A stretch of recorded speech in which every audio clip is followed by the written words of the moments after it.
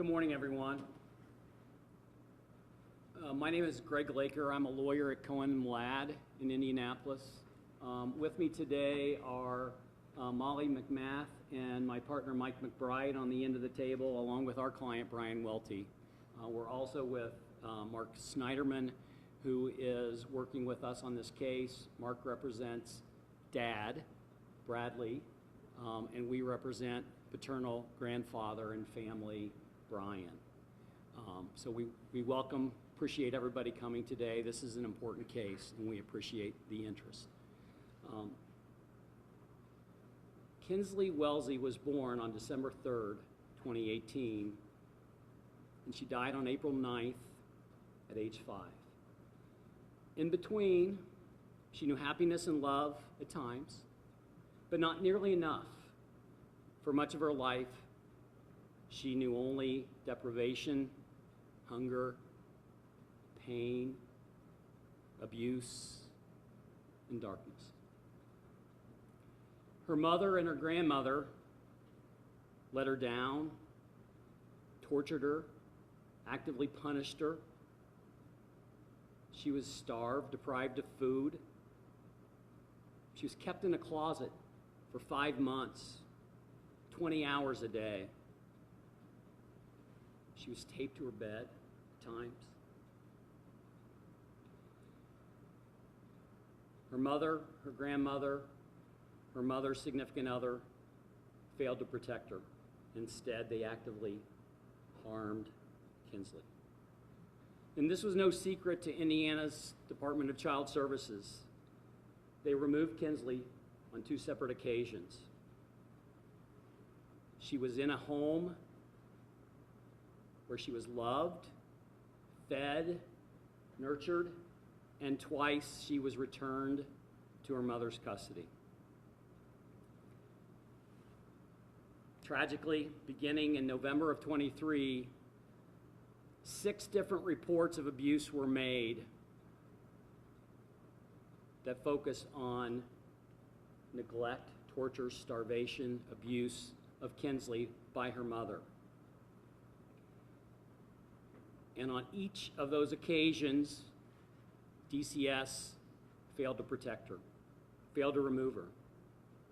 They made misrepresentations about Kinsleigh's safety and closed each of the allegations of abuse, sometimes prematurely and expeditiously, which I'm going to talk about in a minute.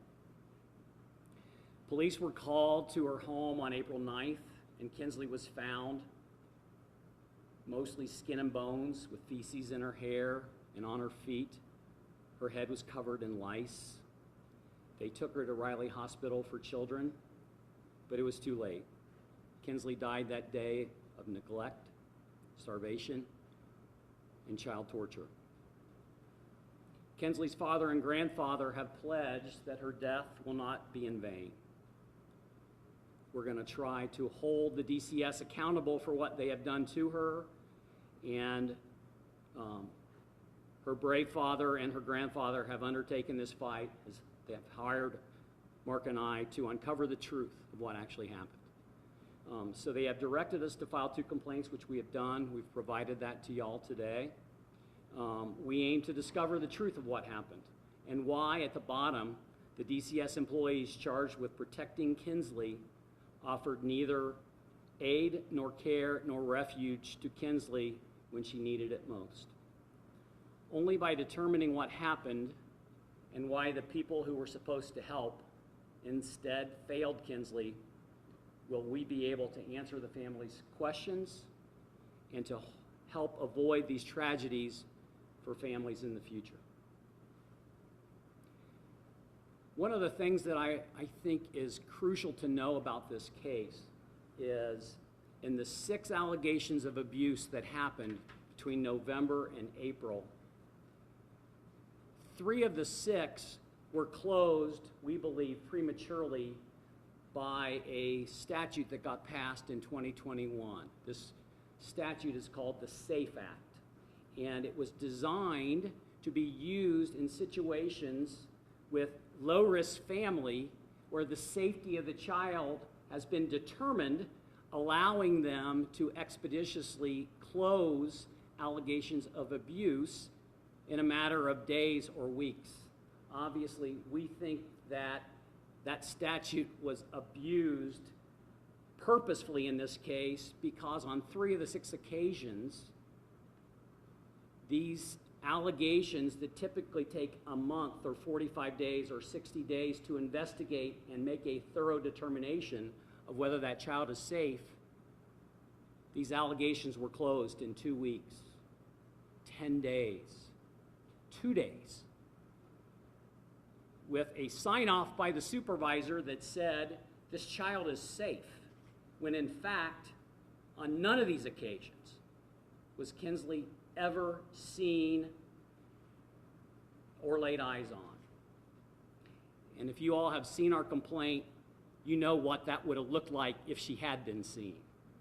This starvation didn't go on for days or weeks or months, but it had to go on for month after month after month for Kinsleigh at age 5 to weigh 21 pounds, less than she weighed at 2 years old.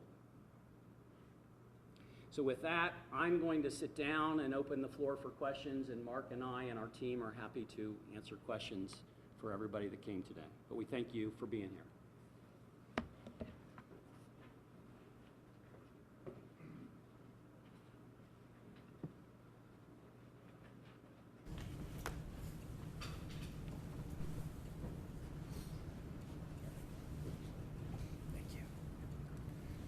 Does anyone have any specific questions for us? So Kara, Katie, and I with Channel 6, we sat down with DCS. It took us a long time to be able to get the interview, but we asked them, why didn't they lay eyes on Kinsleigh? And they told us that they didn't have to formally lay eyes on Kinsleigh because they can't force their way inside of a home. How do you hope DCS addresses that? We believe, but we are not yet sure, that there have been rules made that requires the laying eyes on a child before they're able to disclose that now. Obviously, there are many unknowns. We just filed the lawsuit. We haven't got any discovery from DCS or any of the individual defendants in this case, and we will get that. But we believe that, as an example, City County Councilor Bain sent an excellent letter to Director Miller from the DCS asking for a full and independent investigation to answer exactly that question. And to our knowledge, at least to Bradley and Brian's knowledge, that investigation has not been done. So there are many unanswered questions, but clearly there needs to be a rule, if there isn't one, that says you can't simply do a drive-by, which is what we believe happened here at best, not lay eyes on the child, and then deem them safe and sign off and close allegations that were as dire as they were in this case. Allegations against a convicted child abuser, as mother was convicted of abuse back in 2018. Do you wish to stay seated at the table to answer the rest of the questions? If that's okay. Okay, I'm going to move my microphone then real quick.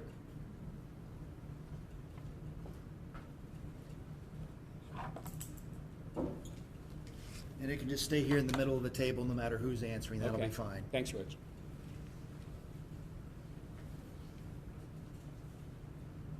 Who was making these allegations of abuse to DCS?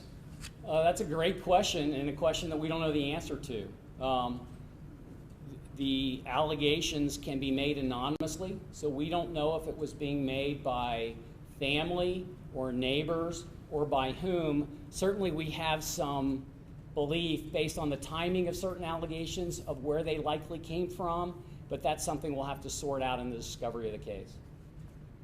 And why did the father or the grandparents of Kinsleigh never have the opportunity or the ability to obtain full custody or of Kinsleigh to avoid all this?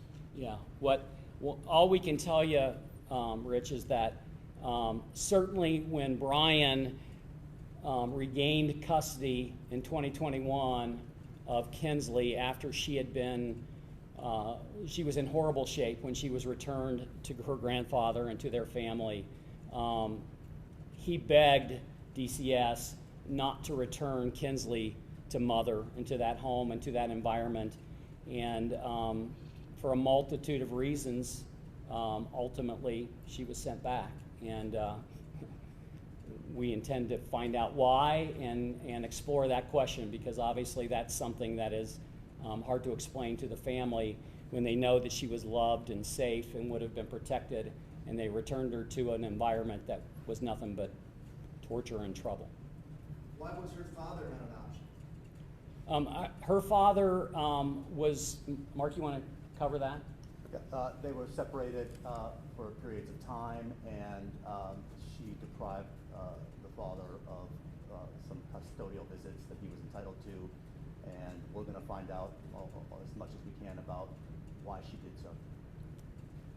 So was the father's side of the family largely in the dark as to Kinsleigh's condition? Was there any visitation during this time where she was, these last several months before her death?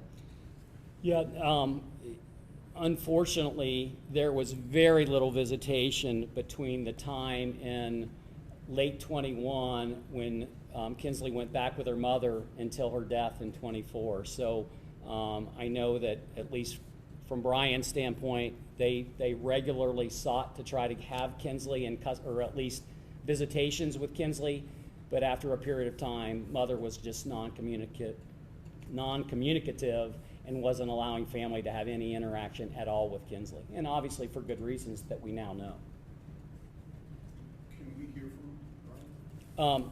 Yeah, I don't want, I know that this was an emotional time to get Brian to come down here and be here today, but let me ask a general question, and then if you have something specific, I'll let him answer if he's comfortable answering. But I know everybody, Brian, today, and let me give you a mic. If you want to come down here, tell everyone about Kinsleigh and just kind of how she, have a seat, how she did with you in that time frame when you got her back in 21.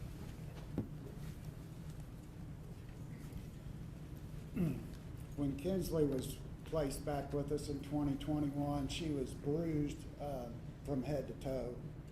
Obvious handprints on her chest, stomach, arms, legs where she had been forcibly held down. There were multiple patches of hair where they had been ripped out of her hair, all across her head. Her face was bruised, scarred on her lip. When she came to us, she was very sheltered. She did not want to have any interaction with anybody. And it took me a long time to have that girl trust me. And she finally did. And we had a wonderful relationship while she was there. I believe this is when she actually felt love for the first time, was in my home. But that's just me. She developed such a great relationship with my wife. It was so amazing.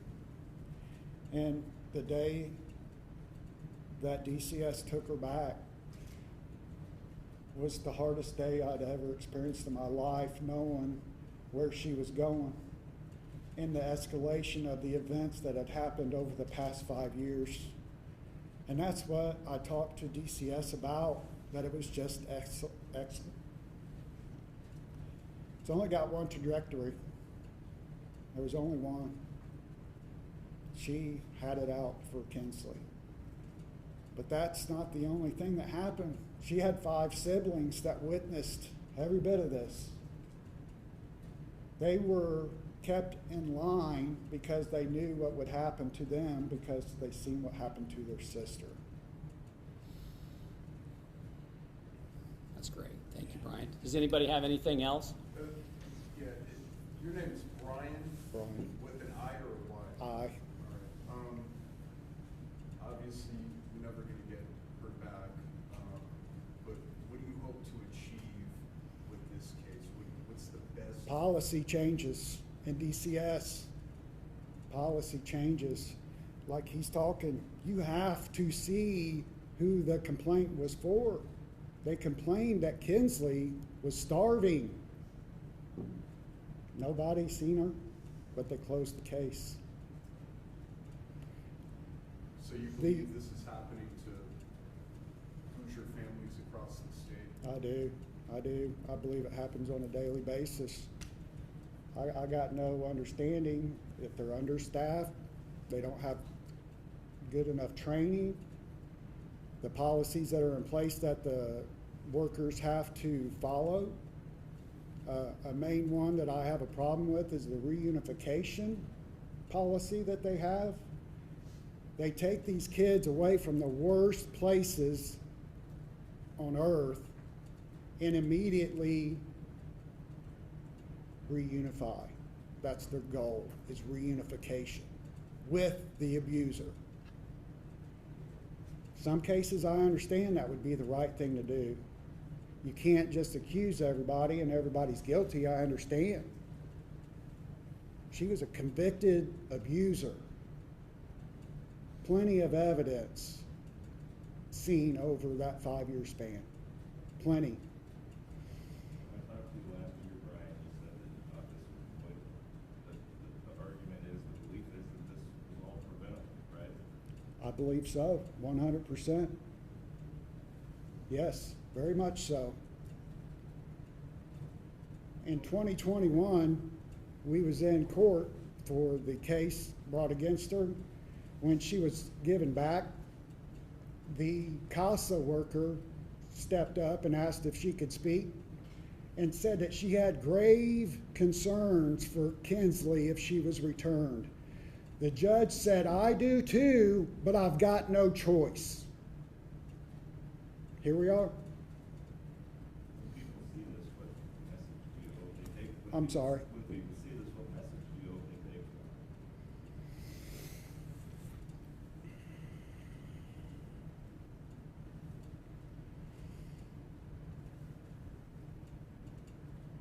These are our children in the worst cases. They are in the worst places that you can't imagine because you've never thought about it. You don't sit and have to think about this every day of your life like us, like the children do. Policies have to change to make this avoidable, especially for convicted abusers. Obviously, you've spoken about how important this suit that you're filing is, but how important is the upcoming criminal cases to you, and what do you hope in terms of justice for that? Probably ain't the right thing to say, but I'm surprised there's not a death penalty on this one for Tony. But it is what it is. I very much hope for life without possibility. And for Ryan, he has to be held accountable too. He's seen that girl every single day. They made jokes about her that she would cry and whine because she was so hungry. They made a joke, a running joke in their household about that she was a whiner and a crier. They would laugh at her and point, and I'm sorry.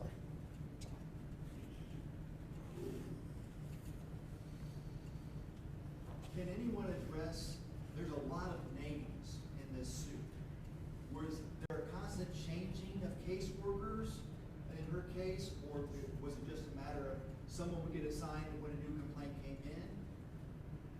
Do you want to handle that, Mark, or you want me to? Yeah, no, I think that that's for DCS to explain, but it appears to us is it's the latter, that when a new complaint would come in, somebody would get assigned to it, both a manager and a supervisor, and perhaps that's part of the reason why we do it.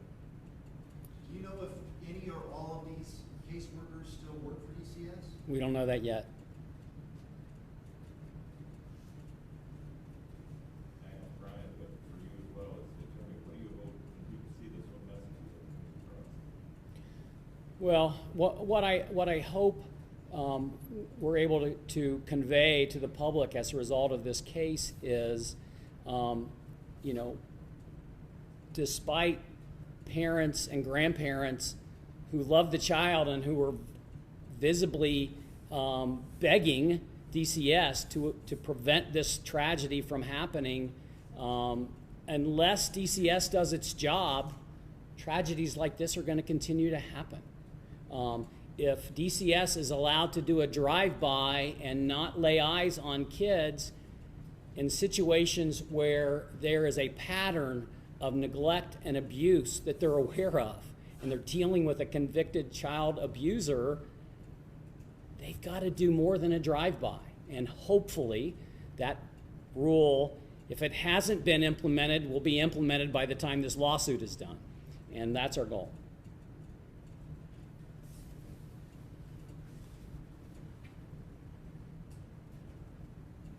All right, with that, it looks like everybody's questions have been answered. We really appreciate everyone being here today.